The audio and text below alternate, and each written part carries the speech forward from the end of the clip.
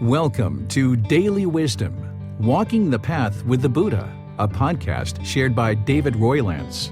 This podcast is dedicated to guiding you to completely eliminate the discontent mind and the suffering it causes by attaining enlightenment. Learn and practice the teachings of Gotama Buddha that will guide you to fully attain a peaceful, calm, serene, and content mind with joy. To support this podcast, visit patreon.com/support Buddha or visit buddhadailywisdom.com, where you will discover a full range of courses, retreats, and online learning resources to assist you on the path to enlightenment. Now, here's our teacher to share more.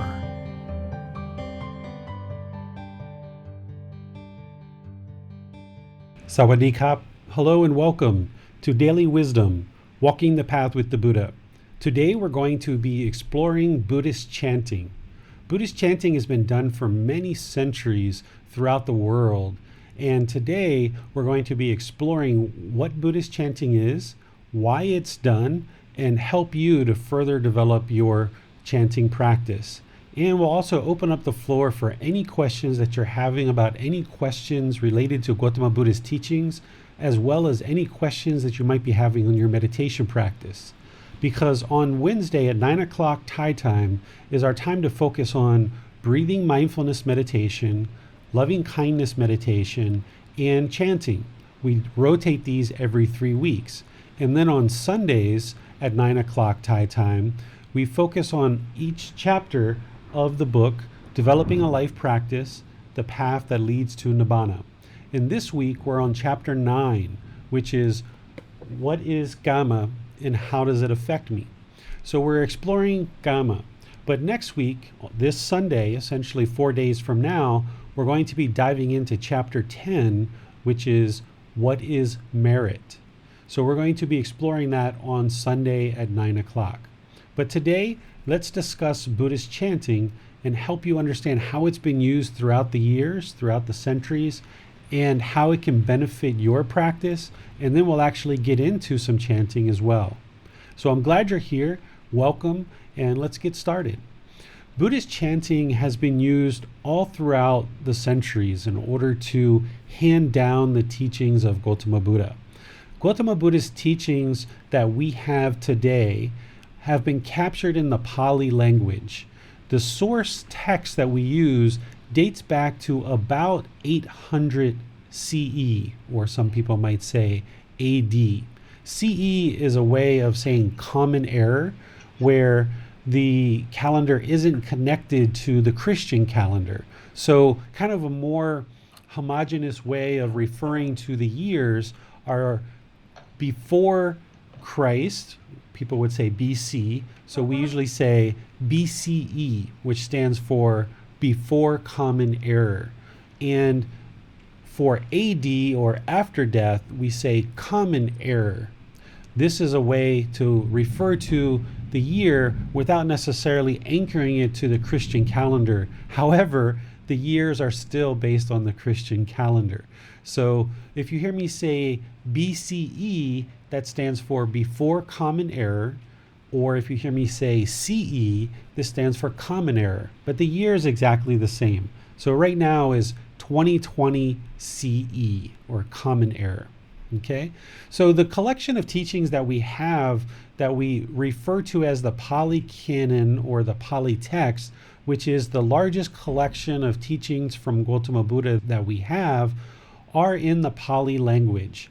We have thought for a very long time that the Buddha actually spoke in Pali, but there's been some recent developments from archaeologists that show some texts that are a little bit earlier than the Pali Canon. They're just kind of like a few remnants, so they're not a large collection. They're just a few remnants of text, and these texts are actually in a language prior to Pali. So there's good evidence that shows that the Buddha probably didn't even speak in Pali, but for the last 1200 years or so, the source text that everybody kind of refers back to, or at least people in this tradition refer back to as the source of the Buddhist teachings, is the Pali Canon or Pali text. So for the last 1200 years or so, and probably even prior to that, people have been handing the teachings down through the Pali language, and they've primarily used chanting as a way of preserving the teachings. Because what chanting does is you need to memorize the words, you need to memorize the chanting in order to hand the teachings down from one generation to the next. Now, today, the Pali language, it isn't a spoken language. Very few people really understand the Pali language, and there's scholars and monks and other people who really dedicate their life to understanding the Pali text and translating it into modern language. But it's not a spoken language today, and it's not something that you need to learn as part of learning and practicing the teachings of Gotama Buddha. During Gotama Buddha's lifetime, whatever language he spoke in, we know that he spoke in the common language of that time. Because when he was part of the royal family, when he was a prince, there was a certain language that he used as part of the royal family. But when he started teaching, he used the common language that all the commoners could understand, because he was interested in having his teachings reach the largest audience possible so that they could benefit from the teachings that he was sharing. So today, in today's time, the language that the largest number of people would understand would be English. So that's why I teach all in English. I don't use Pali words, because if someone needed to learn Pali first before they actually started learning and practicing the teachings, that would be a big roadblock, a big obstacle to your learning and practice of Gotama Buddha's teachings. And then once you learn Pali and you start practicing it, then to actually attain the results, you could actually go your whole lifetime and never actually attain nibbana or attain results because of this obstacle of the Pali language. And not everybody even agrees what the individual Pali words actually mean. So it would be quite an enormous feat to expect that a large majority of people would actually learn and practice in the Pali language. So everything that I teach is in English. However, there is kind of this appreciation and this gratitude for the Pali text, and we still chant in Pali. And we chant in this language in order to remember the teachings in Pali and pass them down from one generation to the next. A lot of temples that you might go to will chant for 30 minutes, an hour, 2 hours. They have periods of time at different parts in the year where they will chant an exorbitant amount of the teachings, and the monks have been working on memorizing these chants. But again, the actual common person doesn't really understand the Pali language, so therefore the chanting itself, even though it's preserving the teachings in the Pali language, we can't really learn that in terms of applicable teachings to actually practice in daily life. So what the Buddha did is he let people know that as they attain understanding of his teachings and they attain nibbana in different parts of the world, that they should feel freedom to translate the teachings into their local languages. So here in Thailand, of course, the vast majority of the temples are all teaching in Thai, and as a Thai person, you can go into any temple and you can learn the Thai teachings from the ordained or from teachers who are speaking in Thai language, and they're going to be speaking in Thai language, but there's still going to be kind of this reverence or appreciation for the Pali language and perhaps chanting done in Pali language. And then with me, if people learn with me, they would learn the teachings in English, but I still teach Pali chanting because it really does actually have a fair amount of benefit. And what I noticed is that learning the Pali chants actually helped develop concentration. It helped to develop awareness of mind or mindfulness. It helped to develop memorization. And it gave me a way of kind of seeing my practice evolve from session to session or week to week or month to month. I had an audible sound of, as I was practicing these chants, I could hear that they were gradually improving. And this really helped to motivate me and encourage me to learn and practice. And another thing that I notice is that through chanting prior to meditation, it helps to ease the mind into meditation and kind of coax it into meditating. And then it helps to ease it back out of meditation on the backside, because I will typically chant prior to meditation, I will do meditation, and then I will chant on the other side, on the back side of meditation, to kind of ease the mind out of meditation. And another really nice thing about chanting and about the Theravada tradition is, again, the Theravada tradition is called Theravada because it means teachings of the elders. It's essentially considered to be the form of the teachings that is closest to what the Buddha actually taught during his lifetime.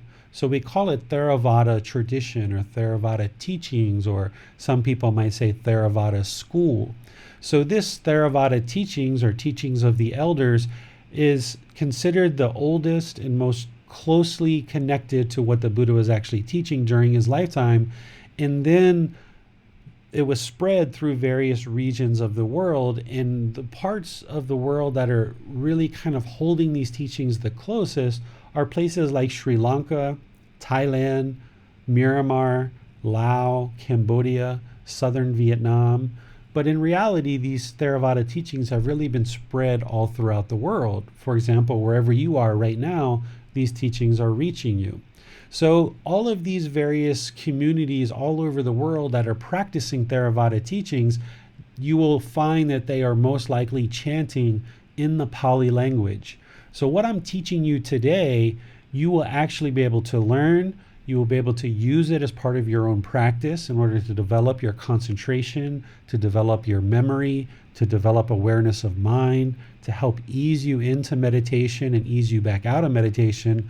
But then also, if you choose to join any other communities in any of these host countries like Sri Lanka, Myanmar, Laos, Cambodia, Thailand, or southern Vietnam, or anywhere in the world, even America, the UK, Australia, all of these places have Theravada practitioners and Theravada communities.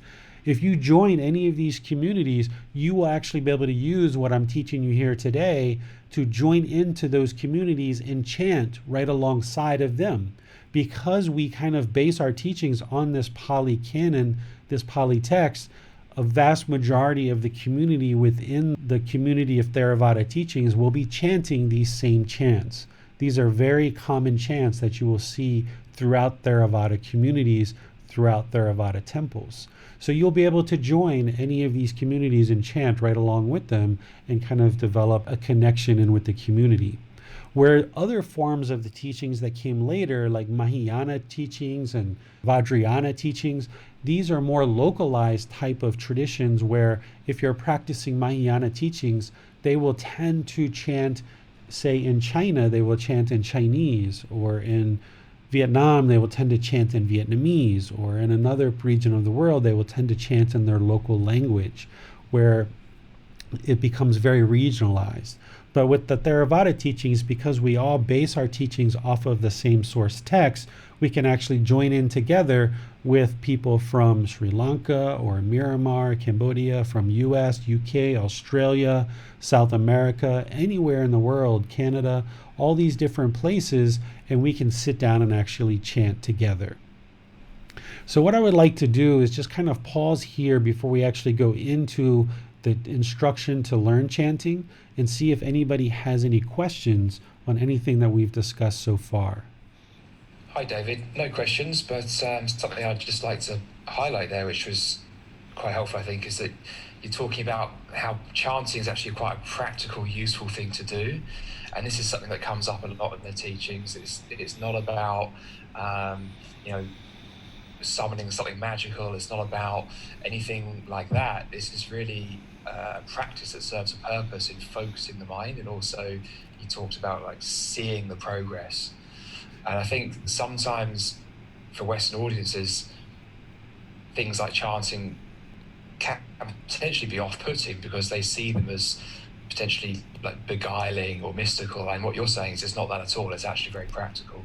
Yeah, this is a good point, Max, and I've covered this in other sessions. So let's dive into that a little bit.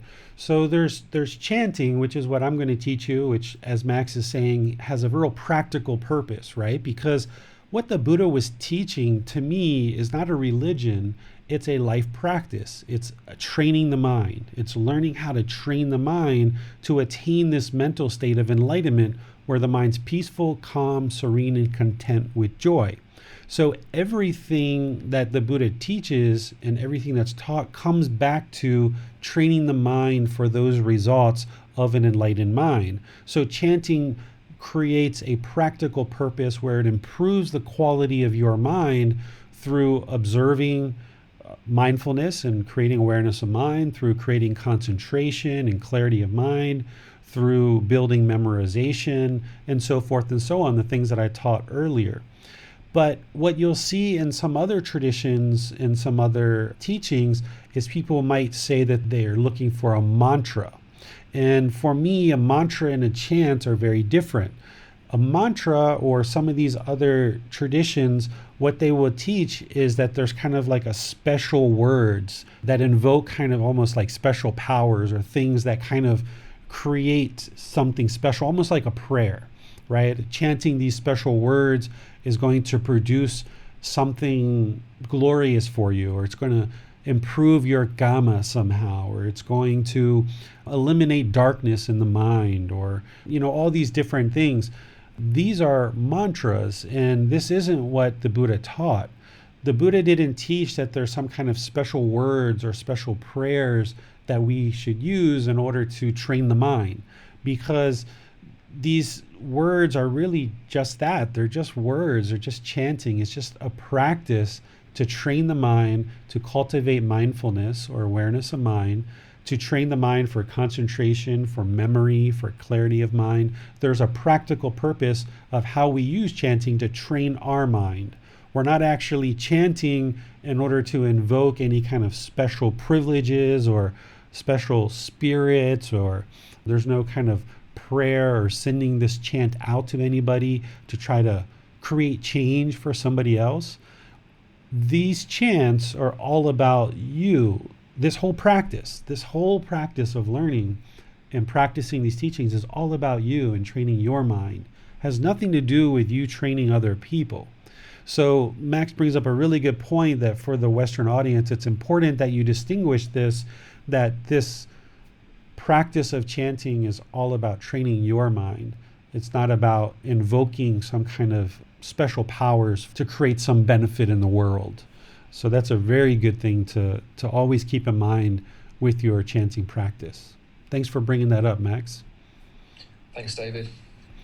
All right, so I'm going to move to the very first slide that I have to share with you guys.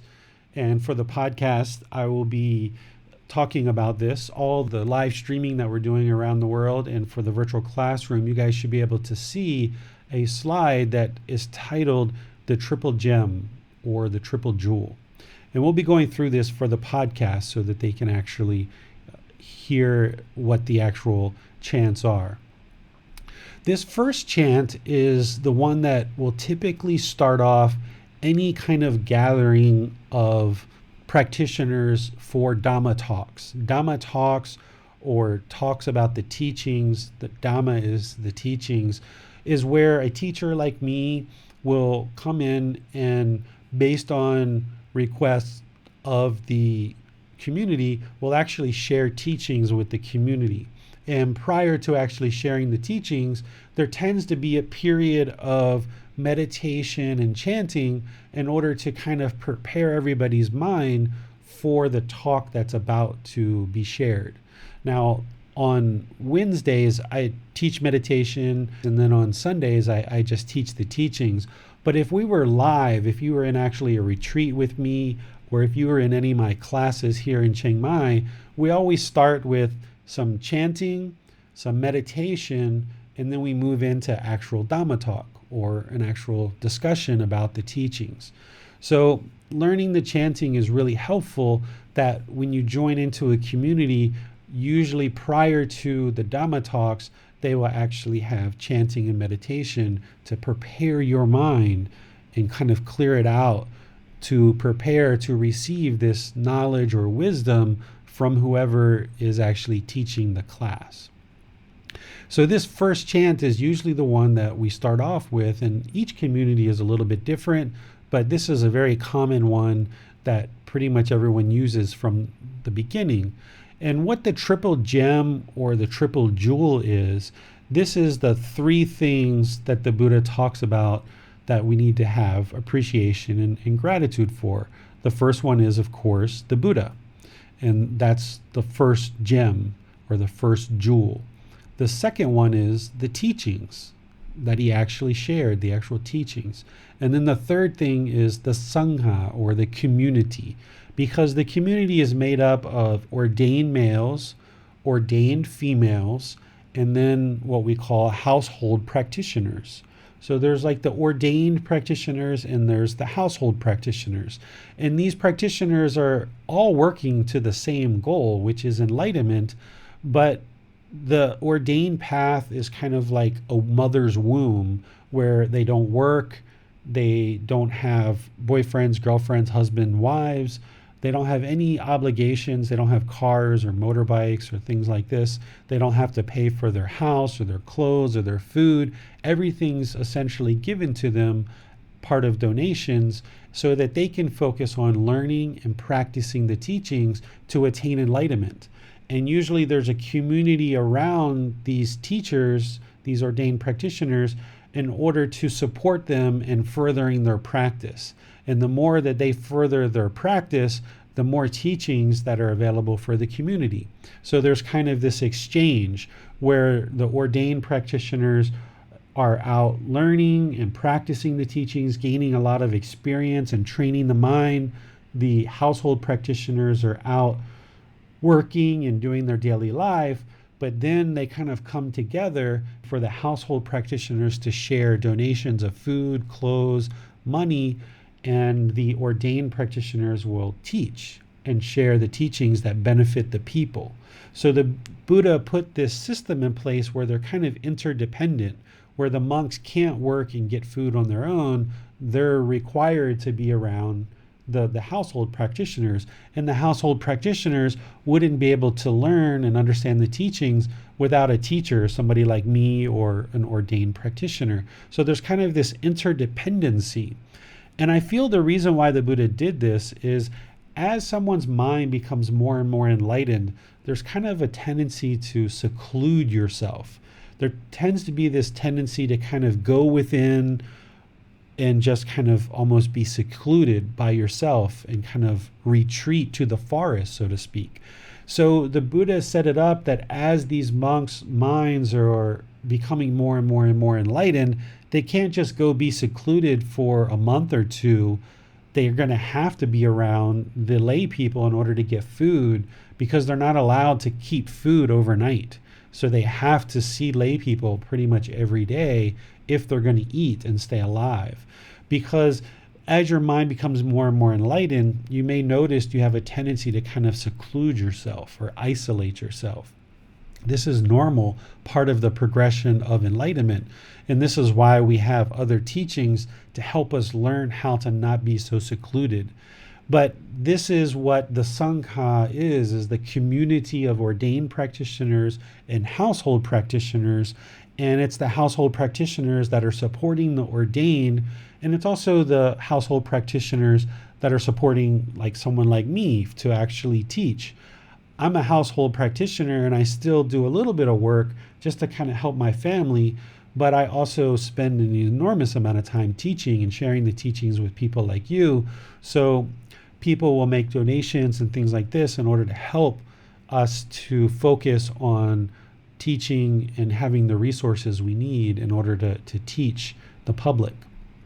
So this triple gem or this triple jewel is the Buddha, the teachings, and the community of practitioners. We call it the Buddha, the Dhamma, the Sangha. These are the Pali words that we use to refer to this. But the English would just be, the Buddha, the teachings, and the community. Because in order to really attain enlightenment, you can't do this by yourself. You need the Buddha. A Buddha is someone who has an enormous amount of knowledge and wisdom to be able to lead others to enlightenment. And the teachings, of course, we need the teachings. And we need the community. Without having a community of people around you that you can learn from, that can support your learning, that can encourage you, that can be a support system for you in this path to enlightenment, it would be very, very difficult. In fact, what makes a Buddha is that he did this on his own. He did it all by himself without the assistance or guidance of anyone else. So that's one of the things that makes a Buddha. But for you, in order to attain enlightenment, you're going to need a community of people around you so that you can learn the teachings, you can discuss the teachings, you can see kind of modeling and kind of model people's speech and their actions and things like this. And you can kind of see how people practice these teachings to become more and more enlightened and experience a more enlightened mind. So this triple gem is one of the real core things that is part of the Buddhist teachings, is always having appreciation and respect for the triple gem or triple jewel. So we chant this chant in order to show respect and show gratitude, show appreciation to the triple gem, the Buddha, the Dhamma, the Sangha, or the Buddha, the teachings, and the community.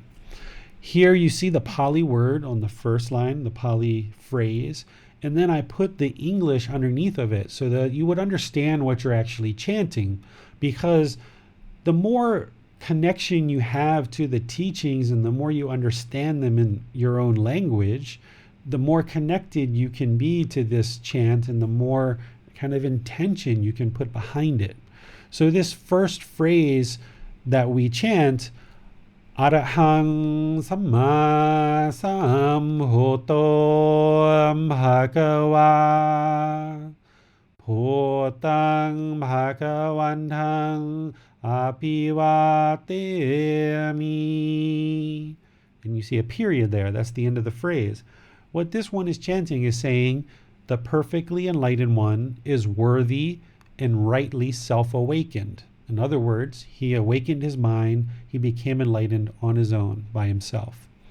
And then it says, I bow down before the awakened, perfectly enlightened one.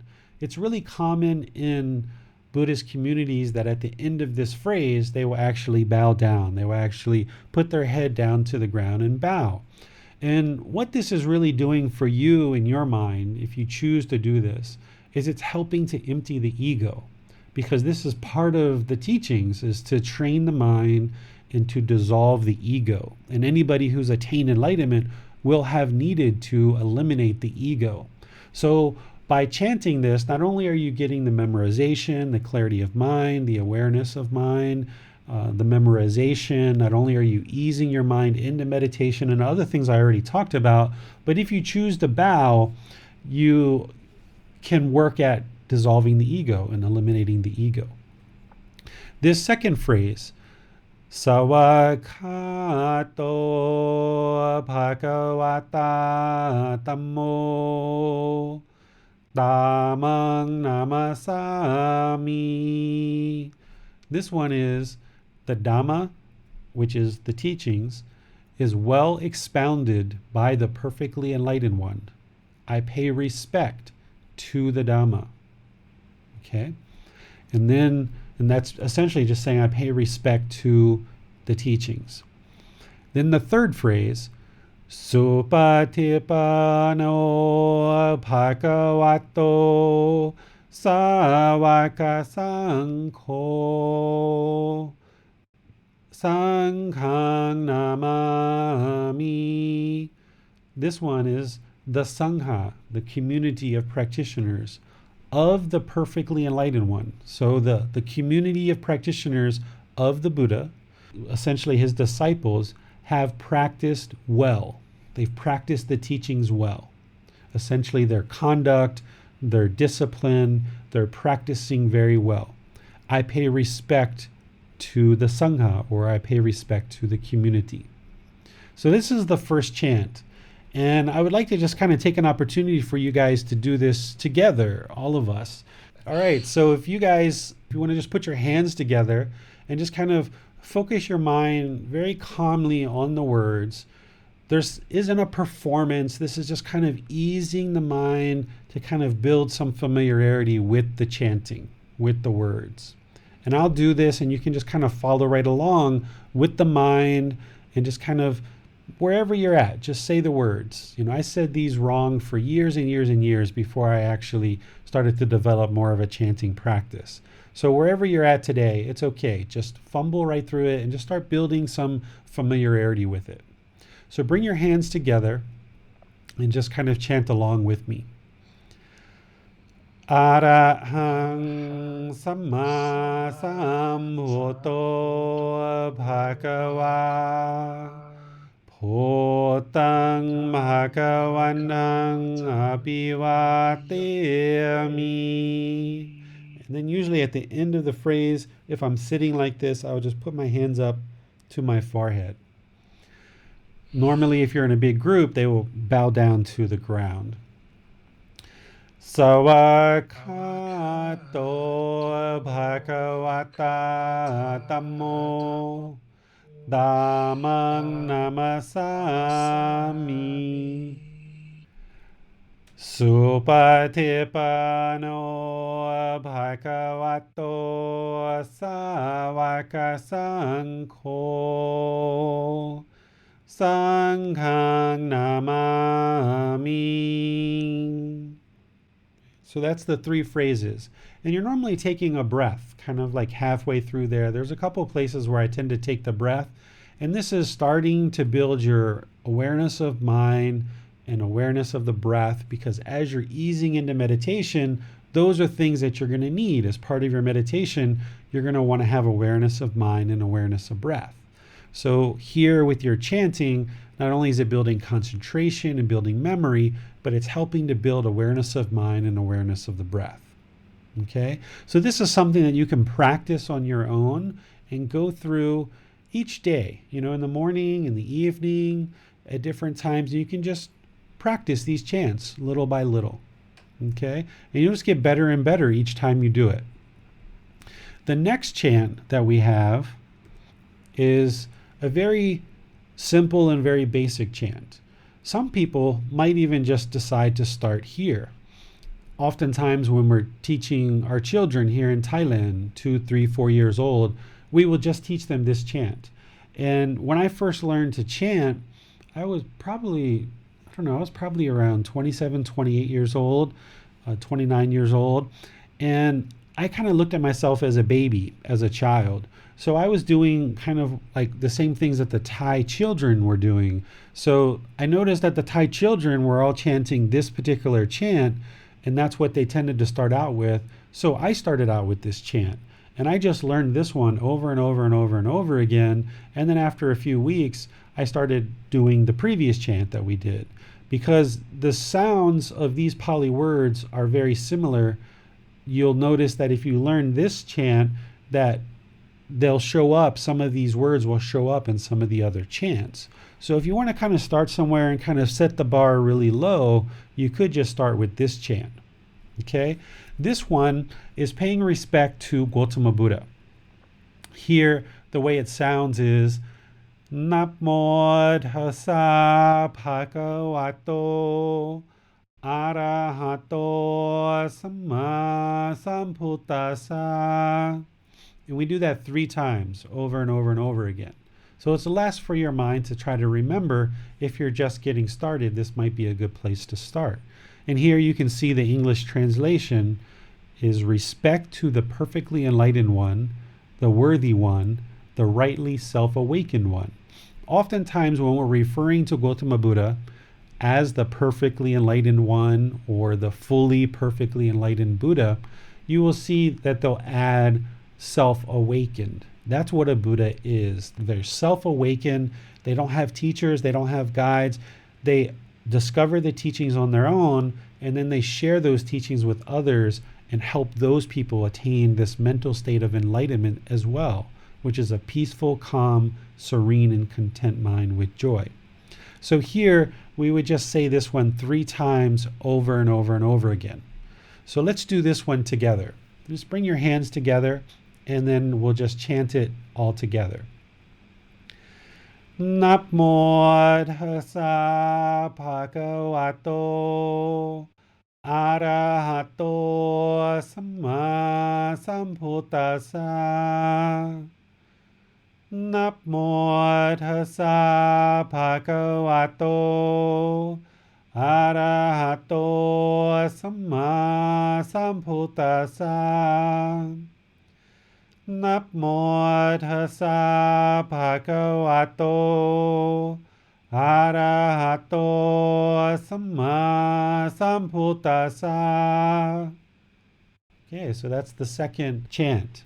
So we'll move on to the next chant then. This is the last one. I usually do these three. These three are a really good set to use because they're very common. If you join communities to chant, they'll pretty much be chanting these three. And there'll be others as well, but these are the main three. So this one, it sounds like this. Iti piso bhagava arahang samma sambuddho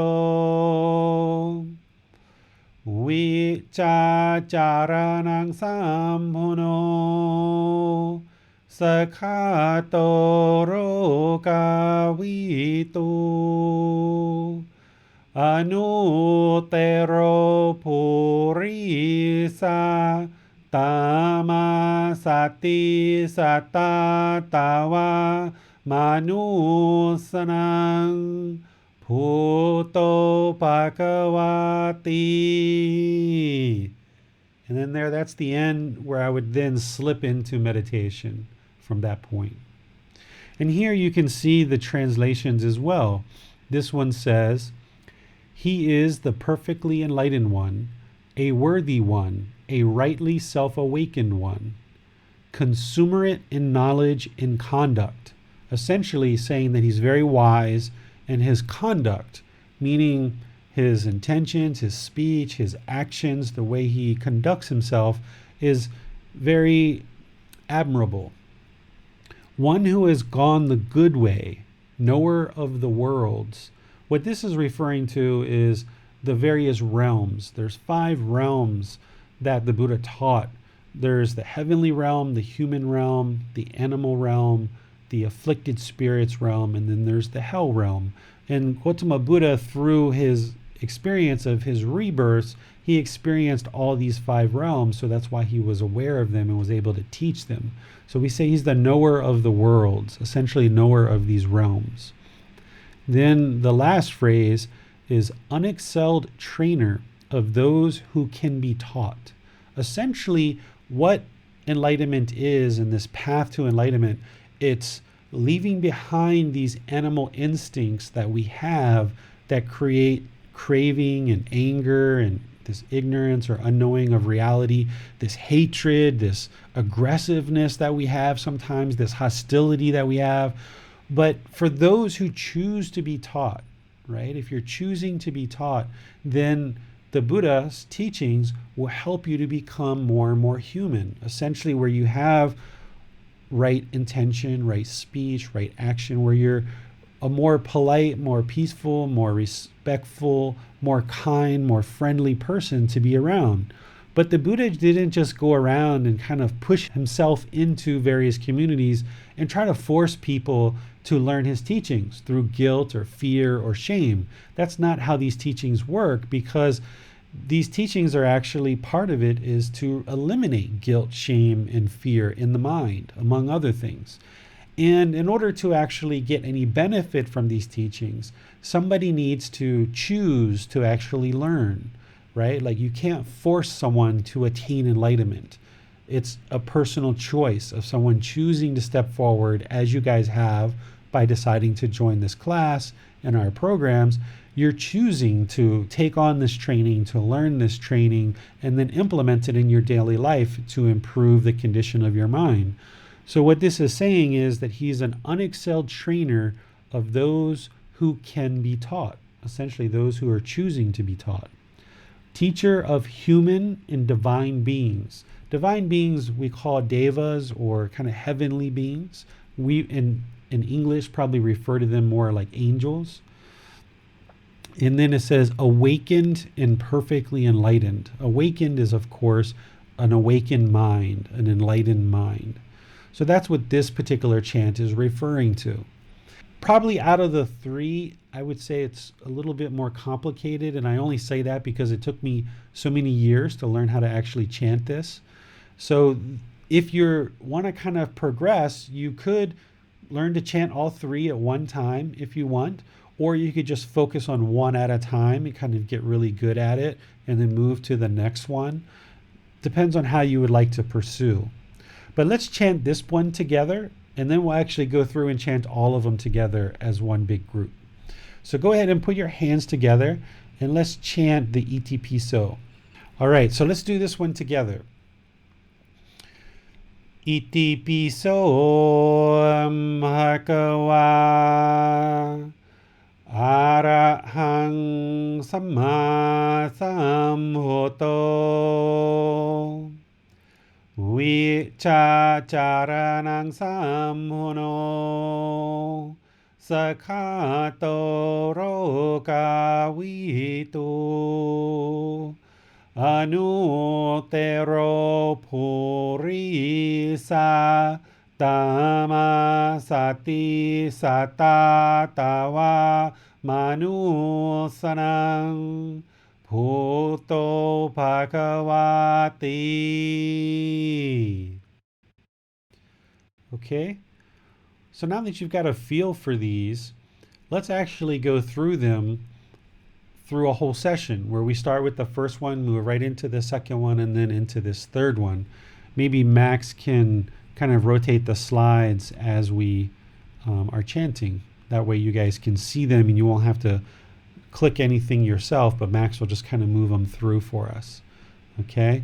And as you build your memorization and your concentration and your awareness of mind, you'll get better and better at this where you won't need the visual. But now, since you're just starting, it's better to actually have this. And since you don't have these slides, if you have the book, Developing a Life Practice, The Path That Leads to Nibbana, these are in chapter 11. You can find them in chapter 11. And some of the students, I make this laminated sheet, and they'll just use this laminated sheet as part of their chanting. So you're welcome to get one of these if you want to. I can send you the file, and you can go laminate it if you like. Just contact me and let me know that you would like that file, and you can go print it and laminate it if you want to make one of those. But for today, Max will just move us through the actual text so that you guys can see it.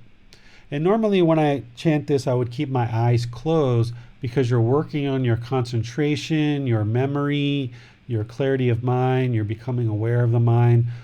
But until you memorize it, you can't do that. So work on memorizing these first. Okay, so you can read it right off of here for today and for probably many weeks after this. Here we go, all together as a class. Arahang Samma Sambuddho Bhagava Bhutang Bhagavanang Abhivateyami Savakhato Bhagavata Dhammo Tamang Namasami Supatipano Bhagavato Savaka Sangho Sanghang Namami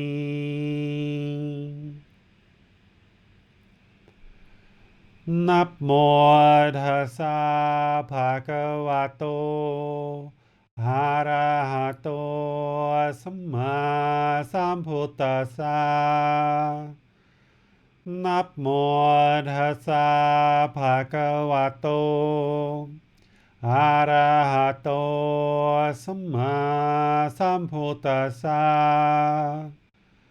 Namo tassa bhagavato arahato samma sambuddhassa. Iti piso bhagava สัมมาสัมพุทโธวิชาจารนังสัมโน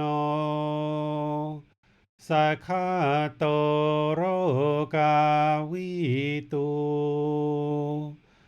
อนุเตโรภูริสาตามาสติสตาตาวามานุสนังพุทโธภควาติ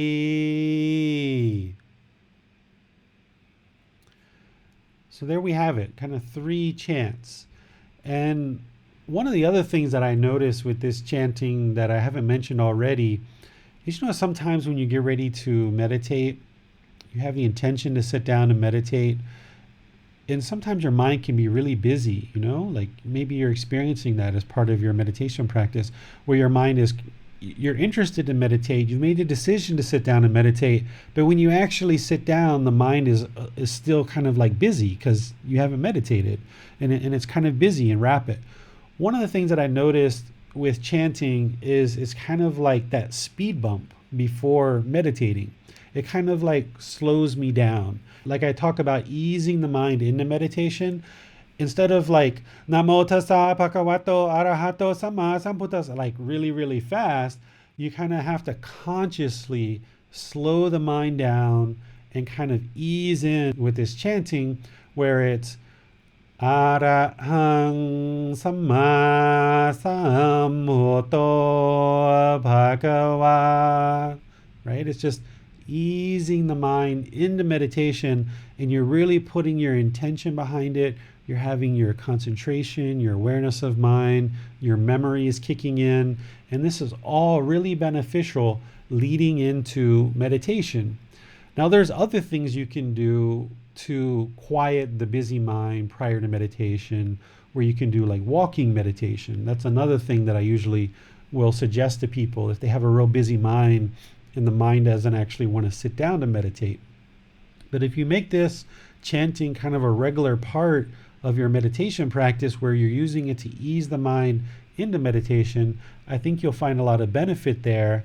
And then once you've meditated, coming out of meditation, it really helps to ease the mind out of meditation as well, so that you're not just popping into meditation and popping out. Because some of the words that Gotama Buddha shared with us about meditation is, he said prior to meditation, we should set up mindfulness in front of us, right? So mindfulness is awareness of mind. And setting up mindfulness in front of you is setting up awareness of mind in front of you prior to actually meditating.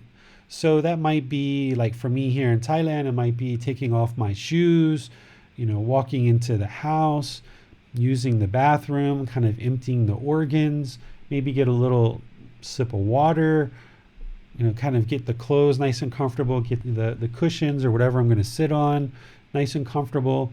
And now just kind of preparing the body to get into meditation, because you want the body to be comfortable. You don't want it to be luxurious, and you don't want it to be painful. You want it to be in the middle. You want it to be comfortable. Because if you feel a lot of pain during meditation, your mind is just going to experience pain, and it's going to be hard to train it. Whereas if your body's too luxurious, then the mind's going to have a tendency to turn off and be unattentive. So you want to kind of keep the mind in this middle place where it's attentive, it's alert, it's aware. So the body needs to be comfortable, and then this chanting is kind of easing the mind and kind of bringing that attentiveness, that awareness of mind through the chanting, so that then when you actually ease into meditation, you've kind of done a little bit of a warm-up before you get into meditation. And then coming out of meditation, rather than just pop out of meditation, you kind of ease the mind back out of meditation with a nice, easy chanting on the way out. And just like everything, nothing is permanent, right? So, a good 95, 98% of the time, I'm usually chanting on the way in and on the way out. But sometimes I don't. Sometimes I might have a little bit of a headache, or there was about a 2-week period last year where I had a cracked rib where I couldn't chant because I couldn't get the air in my lungs.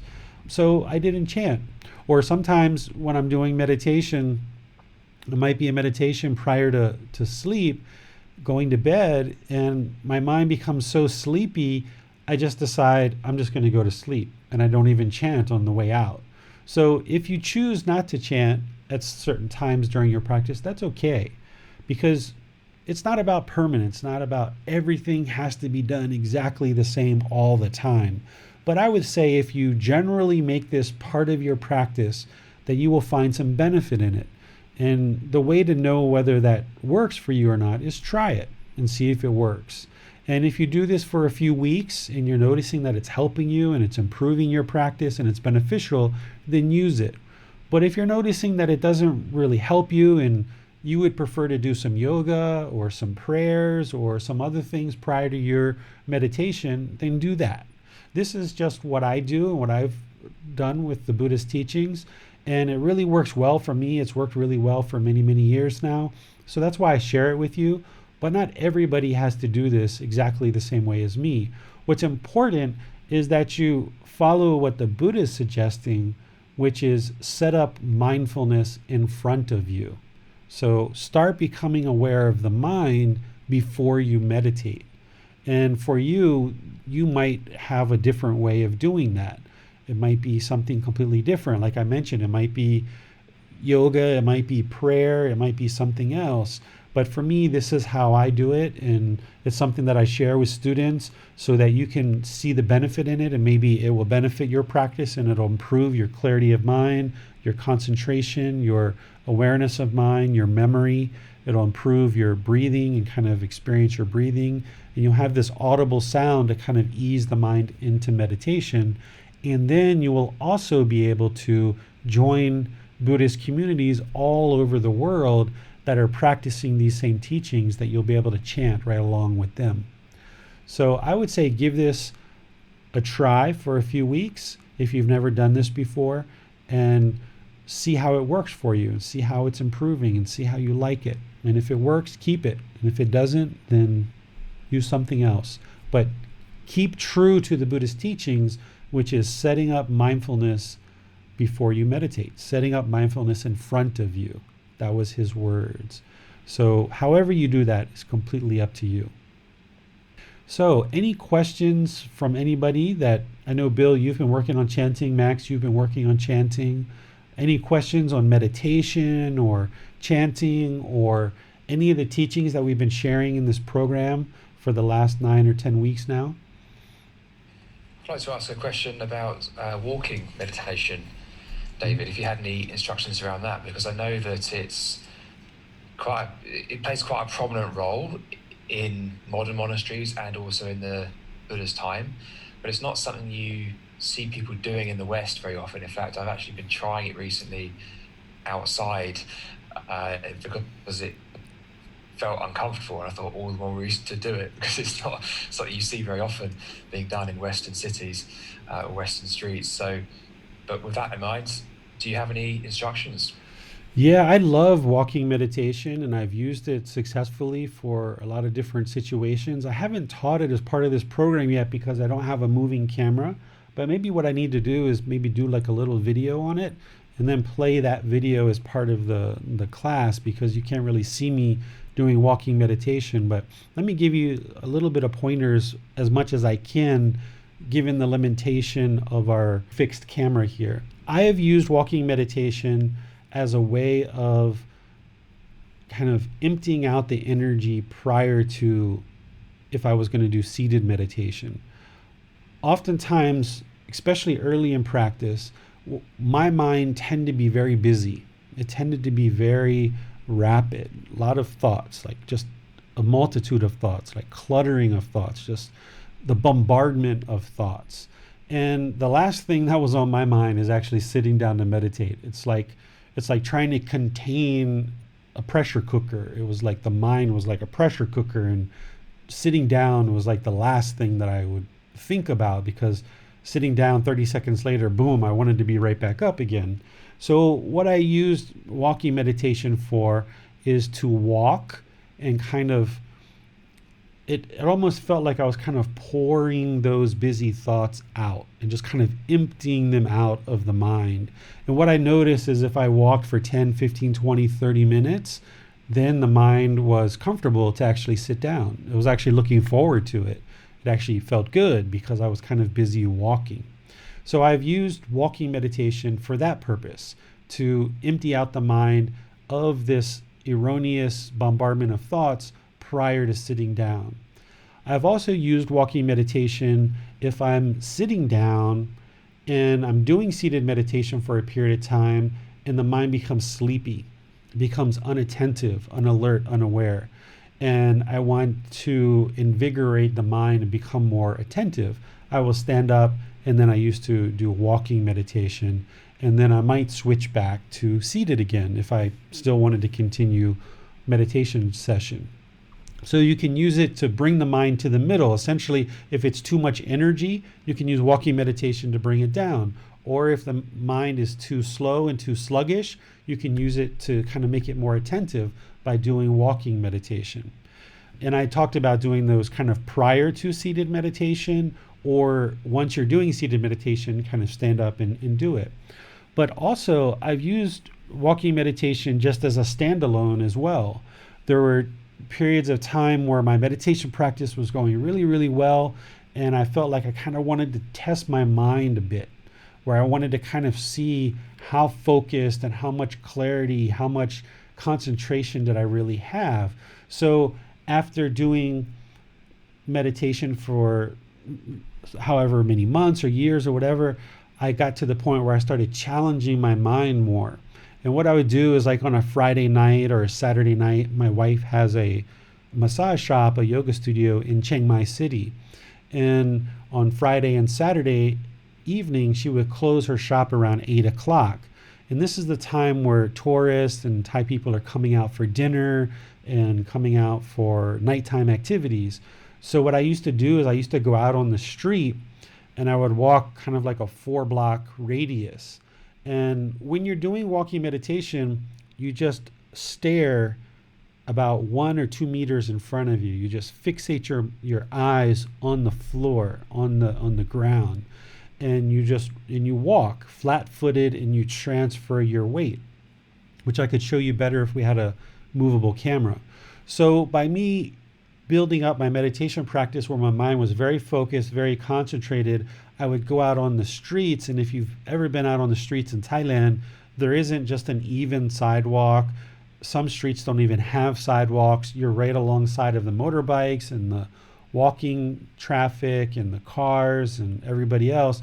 So here I am kind of at nighttime on a Friday or Saturday night, kind of staring at the ground and just slowly walking step by step. And I would do this for 30 minutes to an hour, and I would just walk around a 4-block radius and just keep on going around and around and around and just staring at that one fixed spot. So as I was walking, there'd be a motorbike, vroom, I'd walk, I'd smell alcohol, or, there'd be somebody walking by with a conversation. There would be, different things going all around me because I'm on a busy street essentially.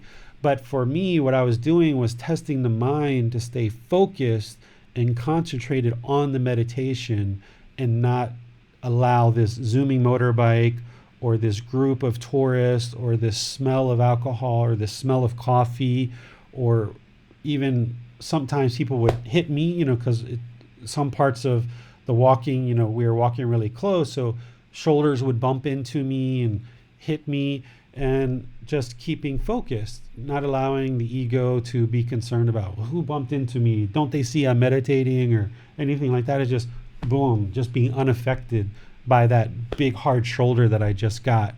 Or sometimes I would walk and there would be like certain portions of the overhang of businesses. Maybe it rained a couple hours ago, and as I'm walking and in real stillness of mind, there would be a raindrop that would just boom, hit me right square in the center of my head. And rather than, what was that? And being fearful or being concerned of what that is just staying focused on the meditation and focusing the mind on that fixed spot, maintaining the concentration. So I don't suggest you go out on the street when you're first learning this, but that's where you can take your practice to after you've done a lot of seated meditation, after you've done a lot of walking meditation, maybe indoors or in a forest or in a park or different places. You can actually test your mind in situations like this where you go out in a busy environment and you see how focused can you keep the mind. Because once you do that and you have that level of training and you've done it multiple times, it's pretty easy to stay focused in a conversation with a friend, or like stay focused in this class with you guys, because I've really pushed my mind and really trained it and tested it in many different situations, that if the mind can stay focused and concentrated on the busy street on Friday and Saturday night with all these various things going on, then staying focused in a conversation or teaching like this, it's super easy because I've trained my mind to that point. So rather than wait for people to test your mind, is you have to test your mind yourself. And walking meditation could potentially be a way that you could use to further test your mind. Not only the things that I've mentioned already of how you can use walking meditation, but you can use it to test your mind. So the more practical part of actually doing it is I typically will stand with my arms, my hands in front like this, or in back. I don't usually put them to the side like this, because if somebody hits me, while I'm walking on a busy street, my arm might kind of flutter like this. So I'll tend to kind of put them in front like this, or the same thing in the back. And then I look straight down at the ground about 1 meter, 1.5 meters, and I just put the foot straight out in front of me, flat-footed, and then I transfer the weight. And then I put the next foot in front of me and transfer the weight. And there's just this kind of like evenness of walking where you're not going heel to toe, you're going flat foot and then transfer, flat foot, transfer. And if we were in person, I could, or if I did the video with a moving camera, I could give you more instruction than what I'm able to with this fixed camera. But based on all of that, do you have any questions, Max? Sure, well, that's already been very helpful. Thanks. And so when you're doing this, are you using the sensation of the step as the object of focus, or the sight of the ground in front of you? Or the sight of the ground in front of me. And one of the things that this is good for is in meditation, you're trying to root the mind into the present moment. And that's why in seated meditation, lying meditation, standing meditation, that's why we're focusing on the breath, because the breath is the present moment. So we're focusing on the breath. Well, when you're walking, you're not so much focused on the breath, you're focused on that fixed spot on the ground. And it's really nice when you're walking like in a busy street eventually, if you get to that point, because it really helps to root the mind in the present moment. Because you might hear a motorbike in the distance, but in your mind prior to training this way, you might kind of look and kind of see where is that motorbike and be concerned about it. But what you train your mind to do by fixing on this 1 meter in front of you is not to be concerned about the future.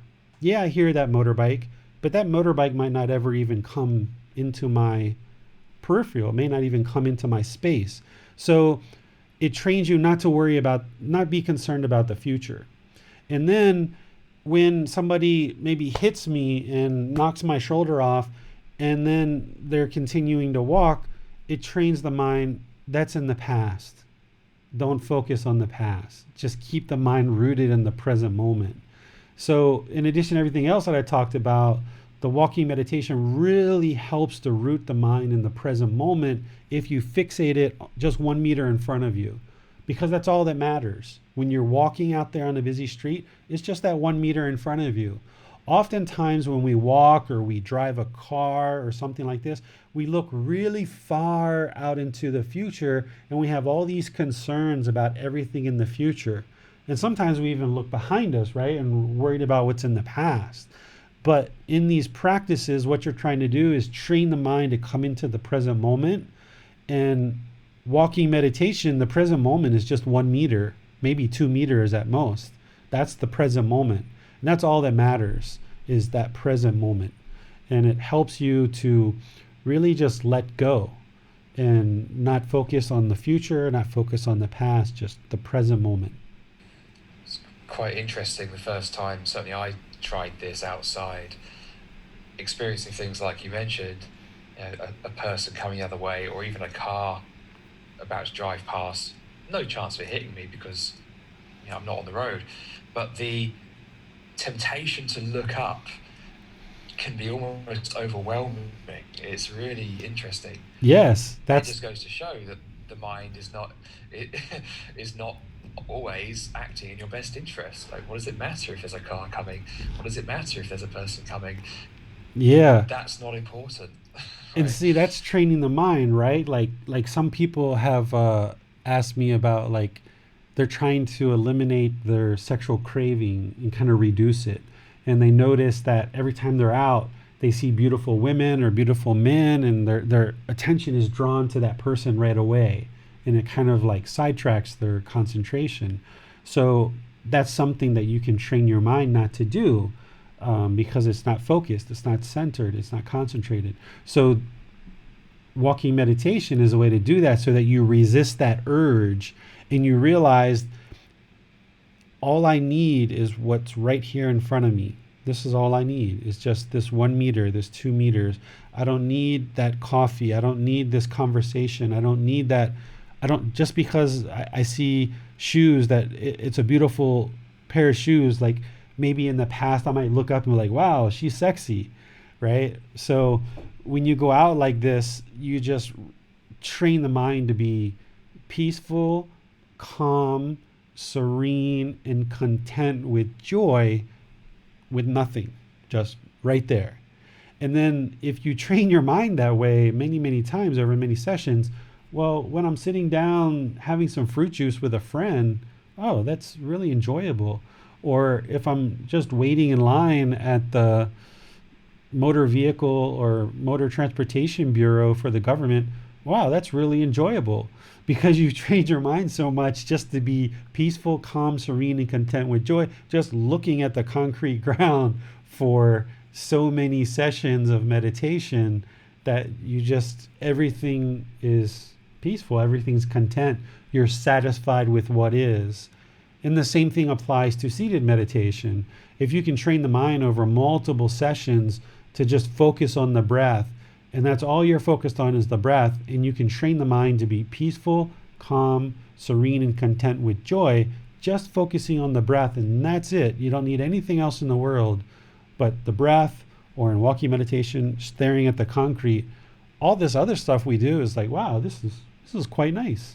I kind of enjoy this. This is quite nice. So you kind of start looking at sitting in line for 3 or 4 hours at the motor vehicles differently. Or you start looking at, things. I'm just thinking about things that would normally bring up boredom or loneliness. You start looking at those things differently, because you've trained your mind so well to be alone and to not need anything, that loneliness doesn't really come to the mind anymore, because you've trained your mind so well to just be by itself. Yeah, so these visual objects that might distract us during a walking meditation are just like the thoughts that might distract us in a seated meditation. Yes. They're equivalent, really. And so I think both styles are, well, certainly very helpful. And it seems like walking meditation played quite a significant role in the times of the Buddha. I mean, there's a story of Ananda, who was the Buddha's cousin and attendant, who, the story goes, became enlightened as he switched from walking to lying meditation. And in that moment between them, that's the story. And so it seems like these, what we might consider alternative meditation postures, were actually just other ways of doing. Well, keep in mind that enlightenment, it's a gradual progress. So you're never going to be able to draw a line and say, okay, 3 minutes ago I wasn't enlightened and now I am enlightened. You can't do that. So if you're seeing a story that's kind of implying that, that's not possible, because enlightenment isn't instantaneous. The next thing I'll add there is, the Buddha gave us these 4 positions because, of course, he understood impermanence. He understood that if he gave us just one position, like seated meditation, not everyone can sit, and you're not going to be able to sit in the same position your whole life. So, like, for example, for several months when I had my motorbike accident, I couldn't sit on the floor, and I still can't really sit very comfortably on the floor. I need to meditate pretty high up. So we have these different positions to put the body in because there's not just one. Just one would be permanence. And if you're ever learning meditation and someone's trying to kind of force you into what works for them, that's permanence, and not everybody's going to be able to do the same position all the time. So you really do need to work with these different positions to see how they benefit you and how you can use them. Because there's all these teachings of the Buddha, and I can tell you what works for me, and I can tell you how I used all of these things, and you can use that information to inform your practice and try these things out and see how it works for you. But you ultimately have to try these out, because what worked for me and how I use walking meditation or how I use chanting or how I use seated meditation, those all work for me, but you have to figure out exactly how these things work for you and in what situations would you like to use these. So like going out walking on the street in Thailand, I didn't do that from day one. I wouldn't suggest anybody do that from day one. And I don't know if I would ever actually walk in the same way in another country the way that I walk in Thailand. Like, I know that Thai people see me coming and they see me meditating. They're, a motorbike's not going to just plow into me, or a car's not going to just plow into me. I've had several tourists like plow into me with their shoulders and stuff because they probably aren't aware and they're not looking at me. They don't even realize someone's coming. They just kind of look up and boom, there I am, and they run into me. Probably not out of intentional running into me, but just by accident. So I know these motorbikes and cars, Thai people know what I'm doing, especially wearing all white like this and with my head shaved. But I don't know that I would walk down the street in New York City or some other places and practice in the same way, the walking meditation. Most people do walking meditation kind of in the forest or in a park or in a temple or things like this. But I really wanted to push my mind. I really wanted to kind of like really see how far I could go with it. So that's why I did around several blocks here in Chiang Mai. And I knew that for the most part, I knew that I would be safe. I would be okay. I wouldn't have to be concerned about a motorbike running into me or something like this. But you have to figure these things out for yourself and apply discernment or good judgment on how you feel you could implement these things. Essentially what I'm doing is I'm making you aware of these tools like chanting and walking meditation and things like this, and you have to kind of work with them and see how it works for you. And through your own dabbling, your own practice, you'll figure out what works best, and you'll see your mind's improving with, oh, I didn't used to do chanting, I used to just meditate, and now the last 2 or 3 weeks I've been chanting, and wow, it's really improving my practice. I feel like my meditation is getting so much more beneficial. My mind seems more still, more calm. Wow, this was really working.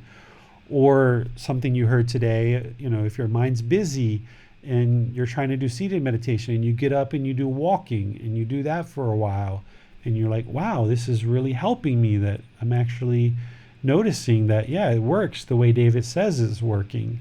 But you have to try it for yourself so that you know that it actually works. Don't just take my word for it. Actually try it out for yourself.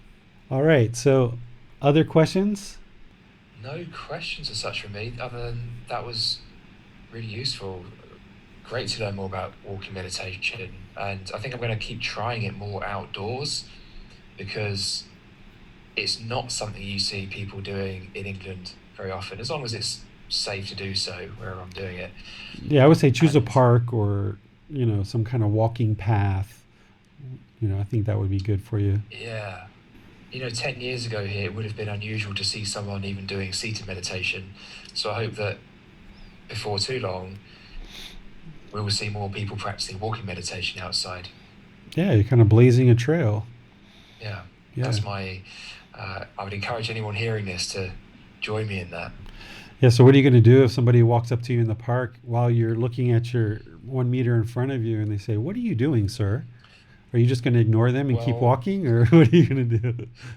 well, this actually happened to me whilst I was seated a few days ago on the beach, and I heard a number of people surround me and say, "Excuse me, sir," and I thought it's just someone having a laugh. Uh-huh. "Excuse me, sir. It's the police, sir." Oh. What Then happened? they What rolled my happened from eyes. there? I was When I was in the final stage of a metta meditation, so I was very happy to see them, and Yeah. they just said, "You've got to move on from here." They actually said, "You're not allowed to sunbathe here," and I thought it's probably best that I don't say I'm not sunbathing, I'm meditating. I just did what I was told and moved Is that on. because of social distancing, or why did they do that? Yeah, it was a bit strange because I was sat by myself and there was no one around, and I deliberately chose a spot where there was no one around. But I think, to be fair, they're just trying to discourage people from gathering on the beach Oh, okay. generally, because if one person's on the beach, then it's 10 people, then it's groups everywhere. So normally you would have been fine, but because of where we are with COVID-19, they don't want you out there. Yeah, I think that's right. I think it was a particularly sunny day, and they were just concerned of the risk of more people seeing me and thinking it was okay just to loiter. But normally you'd be able to sit on the beach and meditate. Yeah, it's something I do quite often here, actually. Okay. Okay. That's good. All right. Well, just a short little class today, hour and 20 minutes, just to kind of share some chanting with you guys. What I suggest is that you just work with this. Like I mentioned, just work with it, try it out, see how it works for you. Give it a few weeks. If you want to start with the Namo Tassa Bhagavato Arahato Sama Sambuddhassa and do that one for several times, you could do that. Or if you want to start with the Arahang Sama Sambuddhassa and just go through all of them and just do it each day before your meditation, after your meditation. Look at the paper and then just kind of commit more and more of it to memory, and then kind of test the mind, right? Like after you've been chanting it for a while, kind of set it aside and kind of work with it and kind of bring it back in as you need to, and kind of develop the memory and see how it works for you. But definitely make sure you're meditating every day, doing breathing mindfulness meditation. That's really important for training the mind. And if you're not there yet and you need to build your practice up to that, then that's fine. Just slowly build your practice up week by week, month by month. No guilt, no shame if you forget to meditate, but just keep a consistent, dedicated, committed effort to bringing more and more meditation into your life.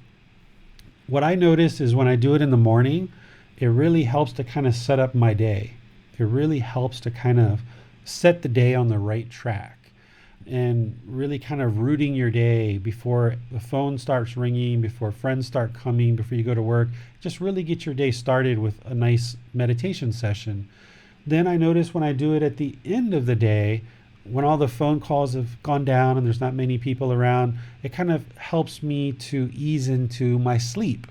And then I get a much better sleep if I've meditated prior to sleeping. So I wake up so much more refreshed. And then right away when I wake up, I'm starting with another meditation session to kind of start my day. So if you want to just pick one of those places to actually start your meditation and just do once a day, you can, either morning or evening. And then slowly, if you build it up where you're doing both of those, that's great, where you're doing morning and evening. And then some people even do a meditation session in the middle of the day too, if you build up to that point. Especially if you're isolating yourself at home, you might actually have time to do that now for a few weeks before you actually get back to normal life. Once they start lifting all the restrictions, maybe benefit from 2 or 3 sessions a day and kind of building up your practice. But just at least pick once a day and find a place to meditate, and then slowly build it up more and more where you're doing longer periods of time and more frequency. And what you'll notice is that you'll be training the mind more and more and more, and you'll get more and more benefit out of this. The other reason why I usually pick morning and evening and then sometimes in the middle of the day as well, is it's nice to meditate on an empty stomach. If you've had a big, huge meal and the body's actually digesting, you'll notice that'll kind of tend to take activity of the body and of the mind and focus it on the digestion. So in the morning, I haven't had any food yet, so it's a perfect time to actually meditate because the stomach's empty. And then by evening time, by the time it's time to go to sleep, the stomach's naturally empty at that point as well, fairly empty. So these are two like opportune times that I suggest for you to toy around with and see how it works for you. Hopefully at some point you'll build up your practice where you're meditating morning and evening and possibly even the middle of the day. But if you're only going to do once a day, kind of do morning a few times, see how it works for you, see how you like it. Do evening, once a day for a few times, see how you like it and see how it works for you.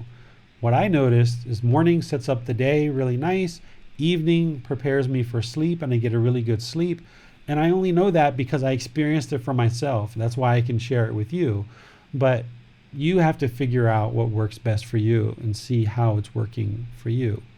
So build up a meditation practice. You can use this Wednesday session at 9 o'clock Thai time, whatever time it is where you're at, to come and get help and get answers to any questions that you're having. And then on Sunday is when we dive into the more meat of the chapters. We're on chapter 9 this week. This particular Sunday, we're going to be covering chapter 10. There's about 24, 25 chapters in the book. So if you're reading either before Sunday or after Sunday, you've got that talk on Sunday at 9 Thai time to get all your questions answered and for me to kind of more fully answer any questions that you have and kind of bring the teachings to life. If you're just starting into this program, all of these sessions have been captured in podcasts and they've been captured in YouTube videos where you can actually go back to chapter 1, chapter 2, chapter 3, chapter 4, and so on, and you can actually learn from the chapters that we've already covered. So if you're not quite at chapter 9 or chapter 10 yet, that's okay because you have the podcast and you have the YouTube videos along with the book to really kind of add to your learning. And then anytime you have questions, you can send me a message or you can come to any of these sessions and ask questions as well. So I want to thank you guys for joining. Hope it was beneficial for you guys and that you really benefited something. The only way you're going to know if it was a benefit is if you try this stuff and actually work with it and see how it improves the condition of your mind. So have a really wonderful rest of your day, rest of your week. And if you're coming back on Sunday at 9 or sometime in the future, I'll see you then. So have a great day and have a great week. We'll see you guys. Sawadee krap. Thank you for listening to this podcast. To provide support for this podcast, visit patreon.com/support Buddha. To access more teachings, visit buddhadailywisdom.com. There, you will discover a full range of courses, retreats, and online resources to assist you on the path to enlightenment. Remember to establish a daily, consistent meditation practice, along with learning and practicing these teachings. A well-developed meditation practice is the foundation in which to train the mind to attain enlightenment.